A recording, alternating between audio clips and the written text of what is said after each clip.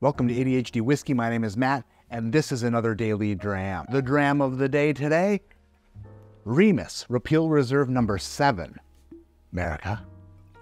This bottle was supplied to me by Ross and Squibb Distillery, better known as Ross and Squiggles, formerly known as MGP. Remus Repeal Reserve number 7 is the 7th iteration, the 7th Remus Repeal Reserve. Last year, the 6 got mixed reviews. This is just a daily dram quick review, but in the future I will put 7 against 6 in a bourbon skirmish, but that's not for today. Today is just a quick sip, quick score, quick review. The 2023 medley is comprised of a blend of their high and low rye mash bill bourbons, 6% of it coming from 2007, 52% coming from 2013, and 42% coming from 2014. So if Remus Repeal Reserve 7 had an age statement on it, you have to go by the youngest whiskey in the bottle, which would be 9 years, even though there is a little bit of 16-year goodness blended in here. December 5th,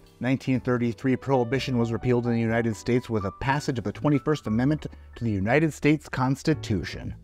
Razzleberries, the Haribo black and red candy raspberries. Some cherry cola, vanilla and brown sugar, obviously your quintessential bourbon aperitif. It's not the right word, but it sounded cool.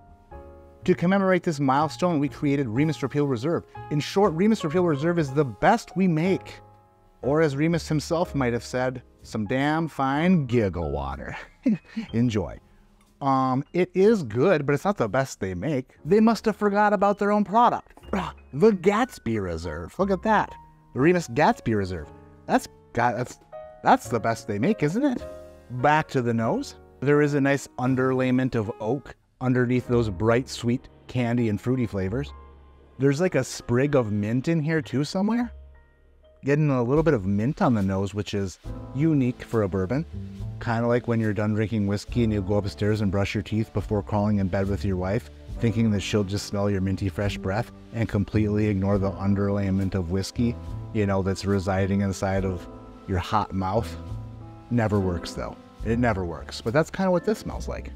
9 out of 10 dentists recommend brushing your teeth before going to bed smelling like whiskey because your wife will knock your teeth out. The other dentist is just an asshole. All right, let's go in for a sip. First sip of whiskey for today, and I ain't mad at that. The notes I got on the nose are kind of transferred to the palate, except for a little bit more caramel action. Maybe a little bit of toffee as well. We're kind of replacing the gas station candy with like the chocolate section. There's like the candy bar section, you know what I mean? Like the Three Musketeers. I didn't mention it before, but this is bottled at 100 proof. Sometimes whiskey maintains its consistency and viscosity and thickness and like overall oiliness when you add water to it. And sometimes you can just tell that there is water added to it. For some reason, it tastes a little bit thinner than you would want. The 100 proof point is nice, but it is lacking a little bit of viscosity at 100 proof. Would it be more viscous at 110? I'm not sure, but if I had a list of complaints about this whiskey, the #1 complaint would be just the thinness of it. It is very good. The flavors are really good. The finish is kind of nice for it not being a super thick bugger. And it's kind of like right there in line with the other Remus Repeal Reserve batches we've had before. Do I think this is better than last year's version? That's yet to be determined. I will do a bourbon skirmish with them going head to head, but I do kind of think that this is going to be the superior bourbon to number 6. Today for Matt's Daily Dram, Remus Repeal Reserve number 7 receives a score of 7.5.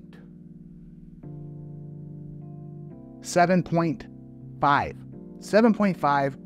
It's a very good bourbon. Is it worth the price? That's completely up to you. That is totally up to you. I can't talk about your money. That's between you and your spouse. And if your spouse doesn't care, that's between you and your side piece. That's a joke. I'm pretty stingy when it comes to spending over $100 on a bottle of whiskey, but if I came across a Remus 7 in a store for $100, I would pick one up. Thank you for watching Matt's Daily Dram. My name is Matt. This is ADHD Whiskey. Like I always say, keep your head in the clouds, but your mind on not giving up. Don't give up on stuff because it's hard or you failed miserably before. I basically kind of gave up on bourbon hunting. I just got sick of it, sick of not finding anything ever.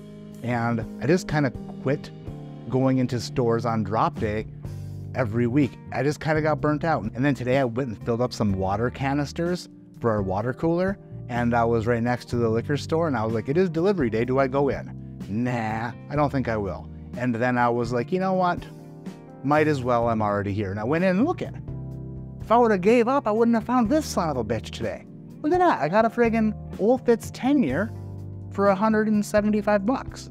So, score. Maybe I'm back bourbon hunting, bitches. You never know if you find me in a store with a scope and bear spray. That's me hunting for bourbon. Don't give up. There's still good stuff to find out there on occasion.